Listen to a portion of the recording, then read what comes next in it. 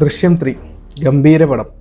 ഇതുവരെ ടിക്കറ്റ് കിട്ടാത്തവരോ എടുക്കാത്തവരോ ഉണ്ടെങ്കിൽ വേഗം പോയി എടുത്തോളൂ. അടുത്ത കുറച്ച് ദിവസത്തേക്കുള്ള ടിക്കറ്റ് ഇപ്പോഴേ എനിക്ക് തോന്നുന്നു ബുക്കിംഗ് ഫില്ലായിട്ടുണ്ടാവും തോന്നുന്നു. അഥവാ നെക്സ്റ്റ് വീക്കെങ്കിലും കാണുന്നുണ്ടെങ്കിൽ ഇപ്പം തന്നെ പോയി ടിക്കറ്റ് ബുക്ക് ചെയ്ത് വെച്ചോളൂ.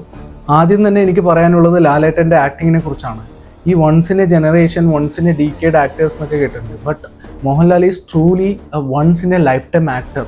കാരണം ഇതുപോലുള്ളൊരു ആക്ടർ, അതായത് ഈ ഒരു പടത്തിന് ഇതേപോലെ അഭിനയിക്കാൻ ഇന്ത്യയിൽ എന്നല്ല, എനിക്ക് ലോകത്തിലെ വേറെ ആർക്കെങ്കിലും പറ്റുമോ എന്ന് എനിക്ക് ഭയങ്കര ഡൗട്ട്ഫുൾ ആണ്. ഈ സിനിമ കാണുമ്പോൾ തുടക്കം മുതലേ നിങ്ങൾ ലാലേട്ടൻ്റെ ആക്ടിങ് ശ്രദ്ധിച്ചാൽ മനസ്സിലാവും. ഒരു സസ്പെൻസ് ഇല്ലെങ്കിൽ ആ ഒരു പേടി മനസ്സിൽ വെച്ചിട്ട് ഒരു ക്യാമറയ്ക്ക് മുന്നിൽ ഈ മനുഷ്യൻ എങ്ങനെയൊക്കെ അഭിനയിക്കുന്നതെന്ന് സത്യം പറഞ്ഞാൽ എനിക്ക് അറിയില്ല. Truly unbelievable. പിന്നെ എടുത്തു പറയാനുള്ളത് ജിത്തു ജോസഫിൻ്റെ സ്ക്രിപ്റ്റും ഡയറക്ഷനും.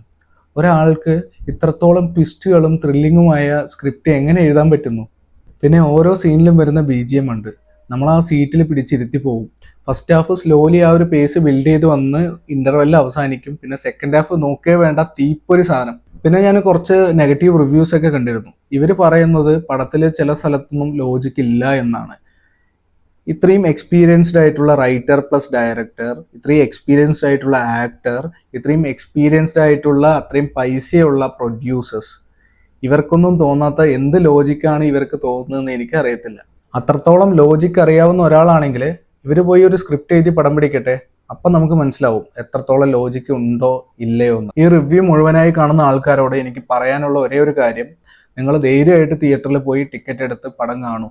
നിങ്ങളുടെ പൈസ ഒരിക്കലും വേസ്റ്റ് ആവില്ല. ഞാൻ 100% ഗ്യാരണ്ടി തരാം. കാരണം ഒരു ഫ്രഷ് മൈൻഡോടെ പോയി കണ്ടു കഴിഞ്ഞാൽ നിങ്ങൾക്ക് ഉറപ്പായിട്ട് ഇഷ്ടപ്പെടും. ഞാൻ ഇന്ന് ഫോളോ ചെയ്തത് അതേപോലെ ഒരു ട്രിക്കായിരുന്നു. കാരണം ഞാൻ രാവിലെ മുതൽ വൈകുന്നേരം വരെ ഞാൻ ഇൻസ്റ്റാഗ്രാമിൽ പല പ്രാവശ്യം നോക്കി. ഇതിൻ്റെ റിവ്യൂ വരുന്ന സമയത്ത് സ്ക്രോൾ ചെയ്ത് വിടും.